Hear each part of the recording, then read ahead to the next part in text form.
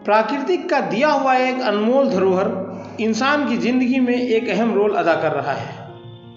ऐसी एक चीज है जो इंसान की जिंदगी के साथ भी और इंसान की जिंदगी के बाद भी उससे जुड़ी रहती है। इसी अनमोल चीज को हम फूलों के नाम से जानते हैं। जैसा कि आप सभी लोग जानते हैं कि फूल हमारी जिंदगी में कितना महत्व रखते हैं, जो इंसान के पैदा होने के साथ साथ मरने के बाद भी उपयोग में आते हैं। आज इसी कड़ी में हम आपको ज़्यादा जानकारी के लिए बाराबंकी के एक प्रगतिशील किसान के द्वारा की जा रही 15 वर्षों से ग्लेडियस की खेती करने वाले किसान से मुलाकात भी कराएंगे।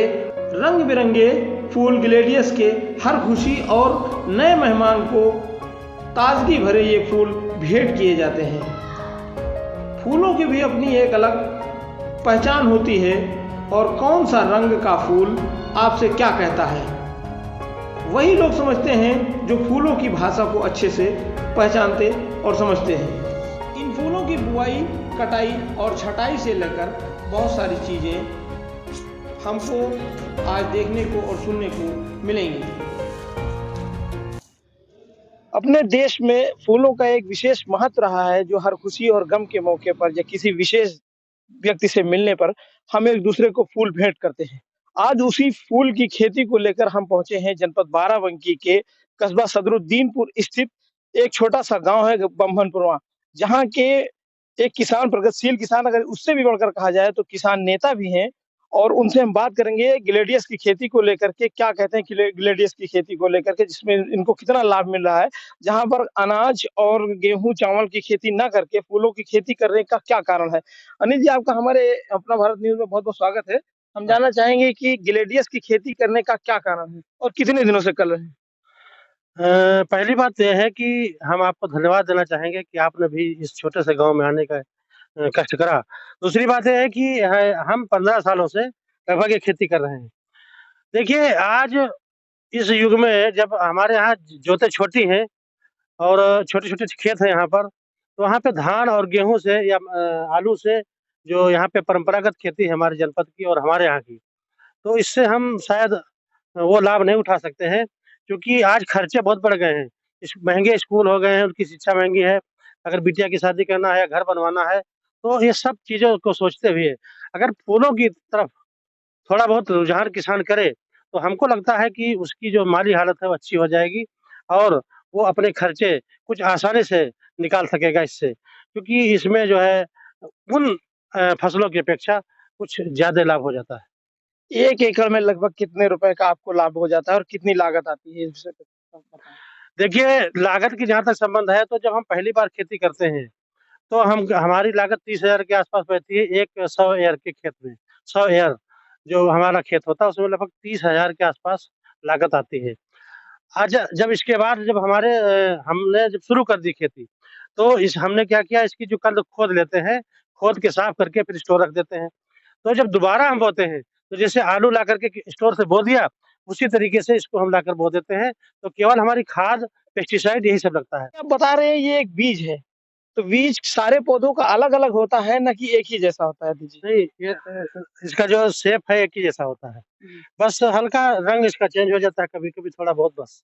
इनमें कैसे बोने का क्या विधि है, क्या तरीका है, कैसे बोते हैं? बोने का ये है कि ये जो जड़ें हैं इसको हम जो खोदेंगे, इसको साफ करेंगे। ये सब ये देख रहे हैं, एक दाना है, जी, इसको भी बोया जाता है। जी। इसको अगर बोएँगे तो इसको बोएँगे तो उसमें फूल नहीं आएगा, ये कंद बनेगी। फिर अगले साल बोएँगे इसको। तो ये क्या हो जाता है, इसको साफ करके फिर इसको हम सूखा करके स्टोर रख देते हैं। कहने का मतलब ये है, ये एक बीज कई फसलों तक काम आता रहता है बराबर। एक बीज ये जब हम इसको बोएँगे जी, तो ये सड़ जाएगा, जी। इसमें पौधा फिर निकल आएगा। स्टोर में इसका कौन-सा तत्व रखते हैं, क्या नहीं, रखते हैं इसका? ये अब ये बीज बन गया है। जी, इसको हम सुखा करके, ये सब तोड़ करके जब पूरा साफ करके जी। इसको हम सुखाएँगे, सुखाने के बाद फिर स्टोर ले जाएँगे। तो वहाँ रख देते हैं स्टोर में, वही आप समझ लीजिए अब मार्च में इसके स्टोर हो जाता है। तो फिर मार्च, अप्रैल फिर इसको हम वही अगस्त में निकालते हैं। इस बीज की कितनी लागत होगी लगभग, एक बीज की? एक ₹1.5 के आस-पास बिकता है ये। ₹1.5 के आसपास। जी, जी। तो कुल मिलाकर के जो बाद में जब दोबारा हम बोते हैं तो आलू वाली लागत लगती है। यानी कि उसमें आप ये समझिए कि उसकी लागत आधी हो जाती है। तो जहाँ 30,000 लगती थी वहाँ 15 और 20,000 के आसपास हमारी लागत लग जाती है। तो हमको लगता है कि आलू की अपेक्षा या अन्य फसलों की अपेक्षा ये खेती ज़्यादा फ़ायदेमंद है। कितना समय लगता है एक फसल उगाने में और उसको काट कर खत्म करने में कितना समय लगता है? बोने से लेकर के खोदने मतलब फसल खत्म होने तक का पूरा 4 महीने का समय लगता है। इसके बाद जो लाभ की बात की जाए तो क्या आलू और गेहूँ से भी काफ़ी मुनाफ़ा होता है? देखिए आलू अगर हम पैदा करते हैं तो हमने बहुत पैदा कर लिया तो 40 कुंटल के ऊपर तो नहीं पैदा कर पाएँगे। अगर उसका अच्छा भाव मिल गया तो अगर बहुत अच्छा मिल गया तो हमें अगर 700-800 का मिल गया तो 8 पंचे 8 चौक 32 तब तो 25-30 हज़ार रुपए उसमें पा सकते हैं, 40,000 पा सकते हैं। इसमें क्या है अगर हम एक कच्चे एक 100 हज़ार की बात करें या 1 एकड़ की बात करें तो 1 एकड़ में हमको आप मान चलिए कि लगभग पा 2 लाख रुपए के आसपास हमें तो इस समय के रेट से मिल रहे हैं। मंडी ले जाने में किस तरीके की आपको सुविधा या असुविधा होती है? इसको बिक्री के क्या तरीके हैं? मंडी के लिए जैसे कि हमने काटा है, आप देख रहे हैं काटा है, उसके बाद इसको हम जो है इसकी पत्ती-वत्ती सब साफ करके फिर इसके 50-50 का बंडल बनाएँगे। 50 स्टिक उसमें रहेंगी। उसको फिर सुबह भाई हमारे जो देख रहे हैं भाई हैं 2 जो लोग हैं, एक लोग फिर इसको लखनऊ ले जाते हैं चौक में। वहाँ पे मंडी में फिर वहाँ पे जो है व्यापारी आते हैं, दूसरे जनपदों के भी आते हैं, कानपुर वगैरह भी आ जाते हैं वहाँ पे। तो वहाँ पर जो है इसकी बिक्री हो जाती है बंडल के हिसाब से। समय का इसका क्या विशेष ध्यान रखा जाता है जो कि कटाई और छँटाई का? ये तो मुख्यतः जाड़े की फसल है, जाड़े में होती है, तो इसकी हम अगर बहुत जल्दी अगेती बुआई करते हैं चूँकि जो आप देख रहे हैं ये इसकी हमने अगस्त लास्ट में इसकी बुआई करी थी, इसमें धान हमने नहीं लगाया था और अब ये आखिर अपने अंतिम पड़ाव पर है ये, तो इसको हम जाड़े में बोते हैं और लगनी जो होती है हमारे जो विवाह के मुहूर्त जो होते हैं, उसको ध्यान में रख कर के क्योंकि जो ये शादी-ब्याह के कार्यक्रम के मौके पर शादी-ब्याह में महँगा बिकता है। अभी 25 दिसंबर आ रहा है, इसमें सफ़ेद फूल जो हो बहुत महँगा बिकेगा। फिर आपका जो पहली जनवरी है, उसमें भी अच्छा लाभ मिल जाता है। तो ये थे हमारे साथ अनिल कुमार जी जो किसान यूनियन के मंडल अध्यक्ष भी हैं भारतीय किसान यूनियन के और एक खेती कर रहे हैं नए तरीके से और नई चीज़ की खेती कर रहे हैं अपने जनपद में। हमको लग रहा है शायद इन्होंने ही पहल की है इस खेती की और देखते हैं क्या कहते हैं अपने और अन्य किसान भाइयों के लिए इस खेती के बारे में क्या जानकारी देंगे हमारे अपना भारत न्यूज़ के चैनल की ओर से। हम सभी किसान भाइयों से कहेंगे कि थोड़ा परंपरागत खेती से हट के अगर नया काम करेंगे तो कुछ लाभ ज़्यादा मिलेगा।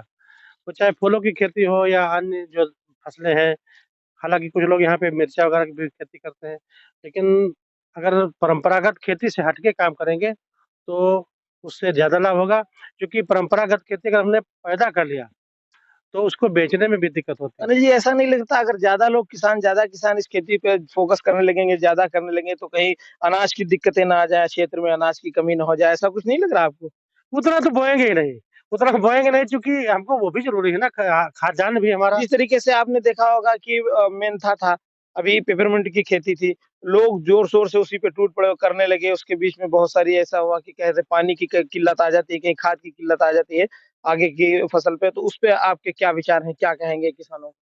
नहीं, हाँ ये तो ख़ैर हम आपकी बात से सहमत हैं लेकिन मेंथा में ज़्यादा पानी लगता है, जी। लेकिन इसमें कोई पानी भी ज़्यादा नहीं लगता और बाकी लोग अपना करेंगे, ऐसा नहीं कि पूरा-पूरा क्योंकि अगर पूरा हम कर देंगे, तो इसको लाने, ले जाने सब बड़ी दिक्कतें होती हैं, ऐसा नहीं है कि बड़ी आसान खेती है। क्या रेट मिल जाता है मार्केट में इसका? इस समय लगभग जो ये आप देख रहे हैं, ये वाला इतना लंबा जो फूल है, ये वाला जो है, जी।